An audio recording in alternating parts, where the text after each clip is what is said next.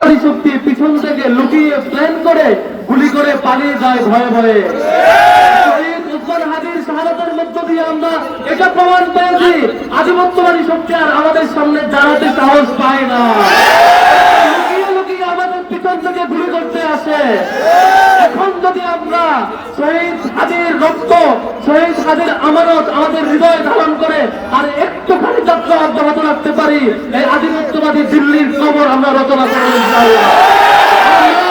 Cube হোল্ডিংসের গল্পে সেই রেখাটি আঁকা হয়েছিল আজ থেকে 1 যুগ আগে।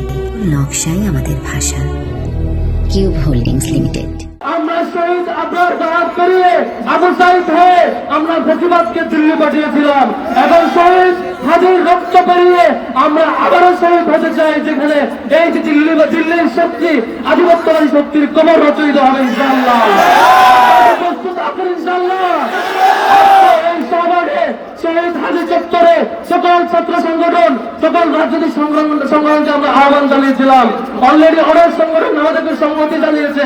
আজকে এখানে ডাকসু সহ সকল ছাত্র সংসদ এবং সকল রাজনৈতিক সংগঠন সহ আমরা একসাথে ঘোষণা দিতে চাই, দিল্লির দাবিদারি এই দেশে চলবে না ইনশাআল্লাহ। দাবিদারি এই দেশে চলবে না ইনশাআল্লাহ। কোন মিডিয়া বাংলাদেশে চলতে পারবে না ইনশাআল্লাহ। কোন রাজনৈতিক শক্তি যারা ভারতের থেকে তাকিয়ে ক্ষমতায় আসতে চায়, কোন দল এদেশে ক্ষমতায় আসতে পারবে না ইনশাআল্লাহ। এই দেশে সে দল ক্ষমতায় আসবে, এদেশে সে পত্রিকা চলবে, এদেশে সে সংবাদ মাধ্যম চলবে, এদেশে সে রাজনৈতিক দল চলবে যারা দিল্লির দাবিদারির বিরুদ্ধে প্রকাশ্য কথা বলতে পারবে।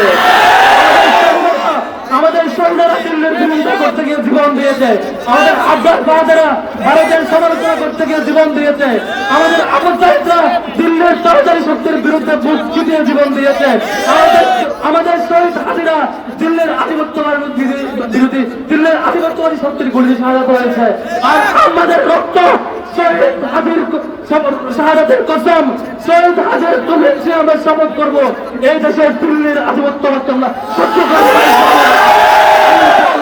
আমরা এক থাকলে দিল্লির আধিপত্যবাদের কবর হবে ইনশাআল্লাহ। এই দেশ সারা পৃথিবীকে পথ দেখাবে কিভাবে আধিপত্যবাদকে কবর দিতে হয়। আমাদের তরুণরা পথ দেখাবে ইনশাআল্লাহ।